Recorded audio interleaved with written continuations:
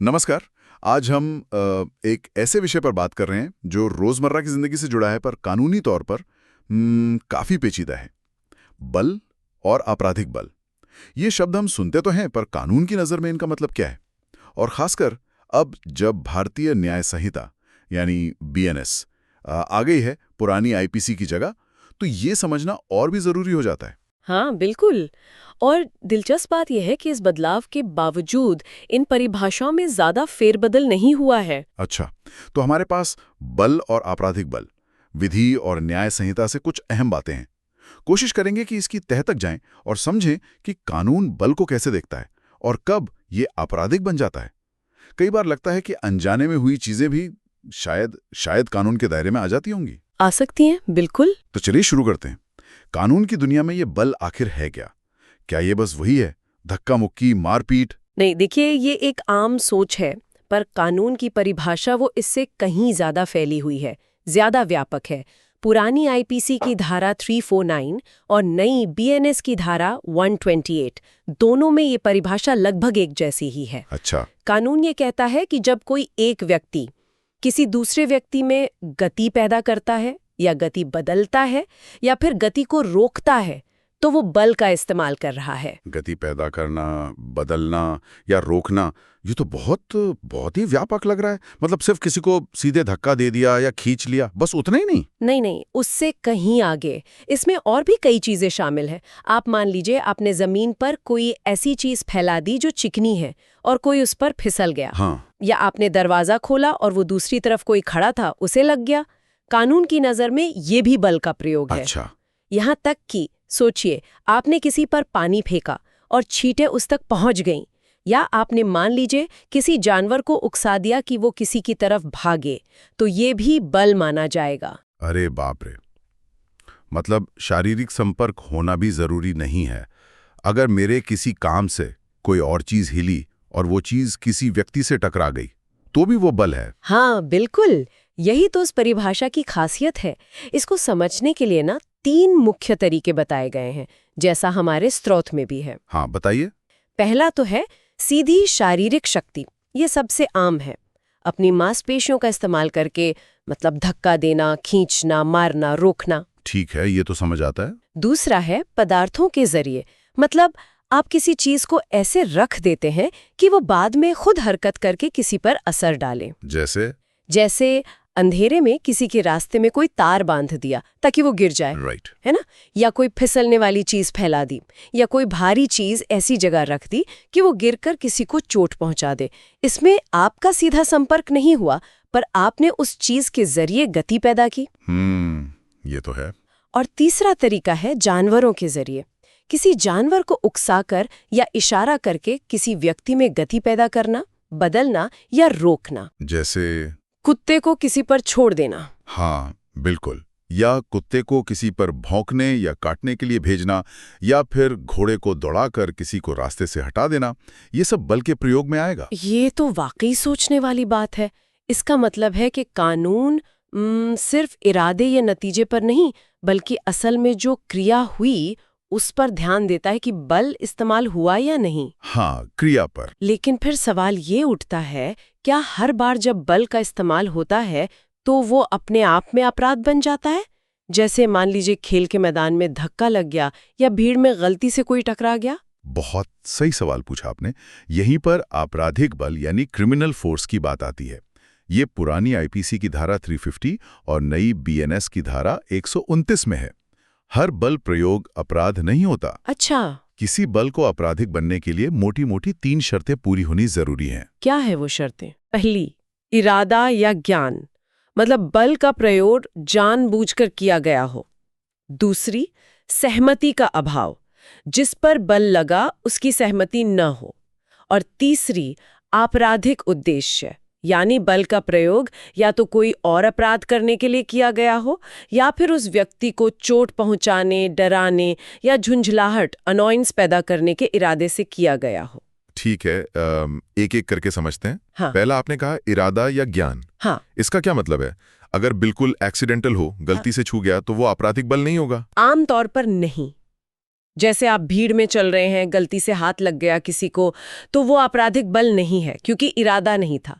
लेकिन इसमें जो ज्ञान वाला पहलू है वो जरूरी है। ज्ञान, वो कैसे? मान लीजिए आप जानबूझकर किसी को धक्का नहीं देना चाहते, लेकिन आप इतनी लापरवाही या तेजी से ऐसी जगह भाग रहे हैं जहां आपको पता है, आपको ये ज्ञान है कि किसी से टकराने और उसे चोट लगने या डर लगने या परेशान होने की पूरी संभावना है, और आप फिर भी वैसा करते हैं, तो ये ज्ञान ही आपके काम को आपराधिक बना सकता है, भले ही आपका सीधा इरादा चोट पहुंचाने का ना था।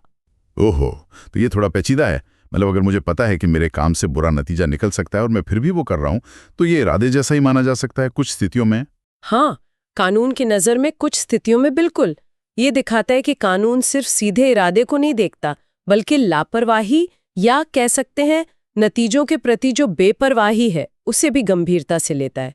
अगर आपको ज्ञान है कि आपके काम से क्षति, भय या खींच पैदा हो सकती है, तो ये ज्ञान काफी है उसे आपराधिक बल की श्रेणी में लाने के लिए, अगर बाकी शर्तें भी पूरी हो रही हों। ठीक है, ये समझा।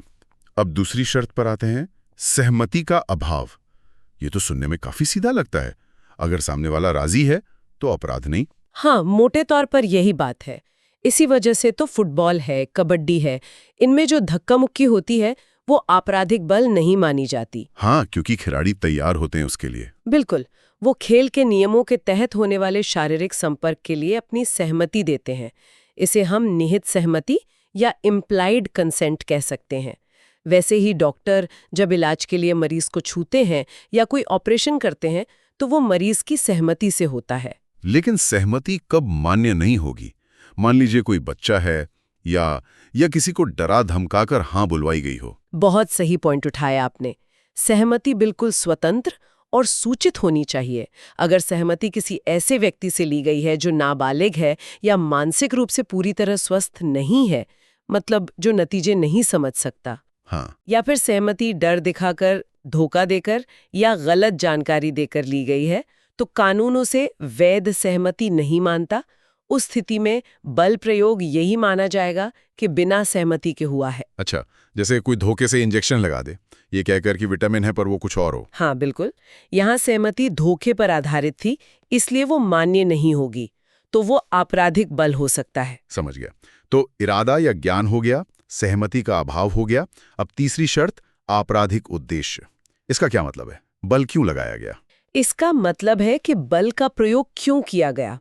क्या वो किसी और अपराध को करने के लिए था, जैसे किसी का पर्स छीनना है उसके लिए धक्का दे दिया, या फिर क्या उसका मकसद सीधे तौर पर उस व्यक्ति को चोट पहुंचाना था, शारीरिक या मानसिक चोट, या डराना था, या फिर झुंझुलाहट या खींच पैदा करना था, जिसे अनॉयंस कहते हैं। अगर इनमें से कोई उद्देश्य नहीं है तो बल आपराधिक नहीं होगा। तो मतलब अगर उद्देश्य ठीक हो, नेक हो, तो बल आपराधिक नहीं होगा, भले ही सहमति न ली हो। जैसे मान लीजिए किसी को बचाने के लिए धक्का देना पड़े। हाँ, कुछ स्थितियों में ऐसा ही होता है।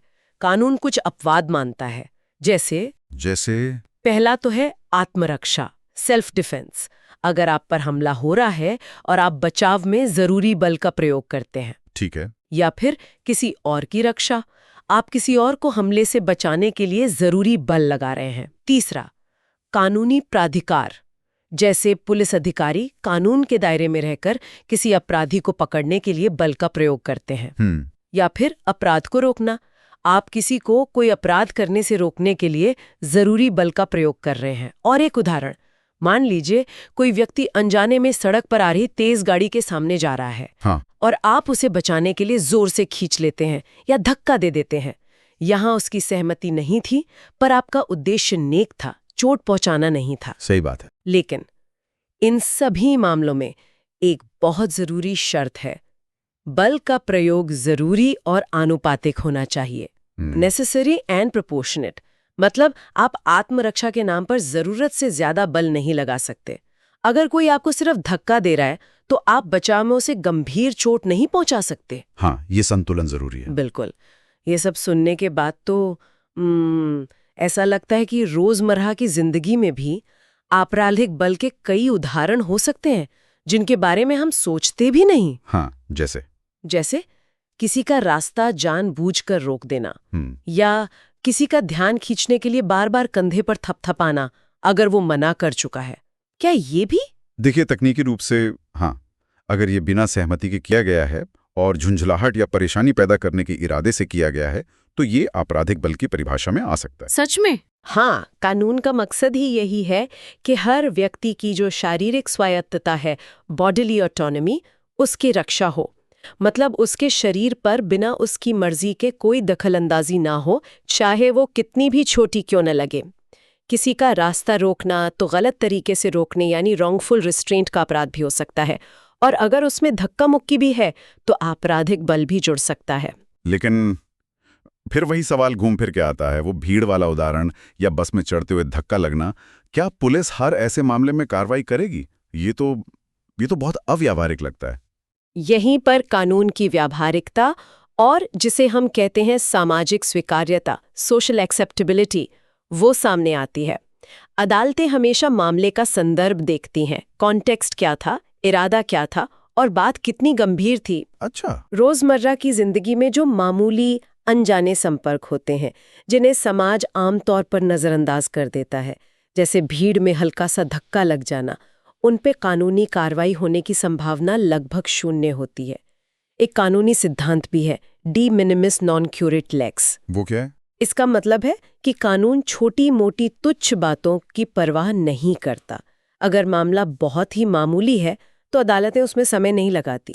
तो मतलब तकनीकी परिभाषा बहुत फैली हुई है, लेकिन उसका अमल वो व्यावहारिक पहलुओं को ध्यान में रखकर किया जाता है। ये संतुलन जरूरी है, वरना जीना मुश्किल हो जाएगा। बिल्कुल। परिभाषा व्यापक इसलिए है ताकि हर तरह के अनचाहे शारीरिक हस्तक्षेप से सुरक्षा दी जा सके। लेकिन न्याय प्रणाली ये भी समझती है कि सामाजिक जीवन में कुछ हद तक अनैच्छिक संपर्क वो तो होगा ही। इसलिए इरादा, सहमति, उद्देश्य के साथ साथ संदर्भ और सामाजिक माहौल भी बहुत जरूरी कारक बन जाते हैं। अब आते हैं उस बात पर जो हमने शुरू में कही थी, आईपीसी से बीएनएस में बदलाव। आपने बताया कि बल और आपराधिक बल की परिभाषा है, जो अब बीएनएस में धारा 128 और 129 हैं, वो काफी हद तक वैसी ही हैं जैसी पुरानी आईपीसी की धारा 349 और 350 में थी। हाँ, लगभग वही है। इसका क्या महत्व है? मतलब जब इतने बदलाव हुए बीएनएस में, तो इन परिभाषाओं को क्यों नहीं बदला गया? ये एक बहुत महत्वपूर्ण बात है और ये दिखाता है कि ये जो अवधारणाएं हैं, इनका महत्व कितना स्थायी है। देखिए, लगभग 160 साल पुरानी आईपीसी की ये धाराएं हैं, इन्होंने समय की कसौटी पर खुद को साबित किया है। हाँ, ये तो है। इन्हें न बदलने के कई कारण हैं। पहला तो है स्थापित न्याय शास्त्र, यानी एस्टैब्लिश्ड ज्यूरिस्प्रूडेंस। इन धाराओं पर सुप्रीम कोर्ट और हाई कोर्ट के इतने सारे फैसले आ चुके हैं, जिन्होंने इनकी व्याख्या की है, अलग अलग स्थितियों में इन्हें कैसे लागू करना है, इसके सिद्धांत बनाए हैं। अगर परिभाषा बदल देते तो वो सारे फैसले वो एक तरह से अप्रासंगिक हो जाते, कंफ्यूजन पैदा होता। सही बात है। दूसरा कारण है कानूनी स्थिरता, लीगल स्टेबिलिटी। कानून में निरंतरता, कॉन्टिन्यूटी बहुत जरूरी होती है। जब बुनियादी परिभाषाएं स्थिर रहती हैं तो वकीलों के लिए, जजों के लिए, पुलिस के लिए और आम लोगों के लिए भी कानून को समझना और लागू करना आसान रहता है। और तीसरा, ये परिभाषाएं पहले से ही काफी व्यापक और पर्याप्त है, मतलब कॉम्प्रिहेंसिव एंड एडिक्वेट। ये लगभग हर उस स्थिति को कवर करती हैं जहां बल का आपराधिक इस्तेमाल हो सकता है। तो शायद इन्हें बदलने की कोई खास जरूरत महसूस ही नहीं हुई। तो बीएनएस में कई नए कानून और बदलावों के बीच इन मूल परिभाषाओं को बनाए रखना, ये एक तरह से कानूनी परंपरा और जो स्थापित सिद्धांत हैं उनका सम्मान भी है। हाँ, आप बिल्कुल ऐसा कह सकते हैं। ये दिखाता है कि कानून बनाने वाले उन बुनियादी सिद्धांतों को महत्व देते हैं जिन्होंने इतने लंबे समय तक भारतीय आपराधिक न्याय प्रणाली की सेवा की है। जब तक कोई बहुत बड़ी खामी ना हो या कोई बहुत बड़ी जरूरत ना दिखे, जो स्थापित और कारगर कानूनी प्रावधान है, उन्हें बनाए रखना ही समझदारी माना जाता है। इससे कानूनी प्रणाली में एक निश्चितता भी बनी रहती है। तो चलिए, हमने जो आज बात की उसे थोड़ा समेटते हैं। हमने देखा कि कानून की नज़र में बल सिर्फ मारपीट या धक्का मुक्की नहीं है, बल्कि किसी भी तरह से गति पैदा करना, बदलना या रोकना है, चाहे वो सीधे हो, किसी चीज के जरिए हो या किसी जानवर के जरिए हो। ये परिभाषा वाकई बहुत बहुत विस्तृत है। हाँ, बिल्कुल। और फिर हमने ये देखा कि ये बल आपराधिक कब बनता है। उसके लिए वो 3 चीजें जरूरी हैं जानबूझकर किया गया हो या इस ज्ञान के साथ कि बुरा नतीजा निकल सकता है, दूसरे व्यक्ति की सहमति ना हो और उद्देश्य गैरकानूनी हो, यानी कोई और अपराध करना या फिर चोट, डर या झुंझलाहट पैदा करना। और ये भी समझा कि खेल, डॉक्टरी इलाज, आत्मरक्षा जैसी स्थितियों में बल प्रयोग आपराधिक क्यों नहीं माना जाता, और कैसे रोजमर्रा के जो छोटे मोटे अनजाने संपर्क होते हैं वो कानून की तकनीकी परिभाषा में भले ही आ जाएं पर व्यावहारिक रूप से दंडनीय नहीं होते। बिल्कुल। ये सब दिखाता है कि कानून कैसे व्यक्तिगत शारीरिक स्वायत्तता की रक्षा करने और समाज में व्यवस्था बनाए रखने के बीच एक संतुलन बनाने की कोशिश करता है। और हाँ, आईपीसी से बीएनएस तक इन परिभाषाओं का वैसा ही रहना ये कानूनी स्थिरता और स्थापित सिद्धांतों के महत्व को भी दिखाता है। श्रोताओं के लिए एक दिलचस्प सवाल छोड़ते हैं आखिर में। कानून कहता है कि आपराधिक बल का उद्देश्य चोट, डर या झुंझलाहट, अनॉयंस या खींच पैदा करना हो सकता है। अब चोट और डर तो फिर भी ठीक है, समझ आते हैं, लेकिन ये झुंझलाहट का स्तर क्या हो?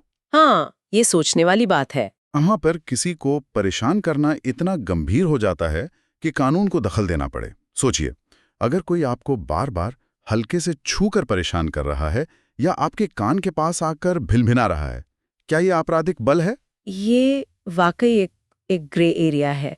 झुंझलाहट या खीज ये बहुत ही व्यक्तिपरक एहसास है, सब्जेक्टिव है। जो चीज एक को बहुत परेशान करे, हो सकता है दूसरे को उससे फर्क ही ना पड़े। सही कहा। तो कानून कैसे तय करे कि कब ये झुंझलाहट इतनी मायने रखती है कि इसे आपराधिक माना जाए? यहाँ पर कानून, सामाजिक मान्यताएं और व्यक्तिगत सहनशीलता की जो सीमाएं हैं वो आपस में टकराती हैं। अदालतों को हर मामले के जो खास तथ्य होते हैं, जो परिस्थितियां होती हैं, उन्हें देखना पड़ता है कि क्या वो काम वाकई उस स्तर की झुंझलाहट पैदा करता है जिसे कानूनन सजा मिलनी चाहिए। ये दिखाता है कि कानून भले ही लिखा हुआ स्थिर लगे, पर समाज के बदलते नजरियों के साथ उसकी व्याख्या और अमल वो कैसे विकसित होता रहता है। बिल्कुल। तो ये था हमारा आज का विश्लेषण बल और आपराधिक बल पर भारतीय न्याय संहिता के संदर्भ में। उम्मीद है आपको ये जानकारी उपयोगी लगी होगी और कुछ सोचने को मिला होगा। अगली बार फिर मिलेंगे एक नए विषय के साथ। धन्यवाद। धन्यवाद।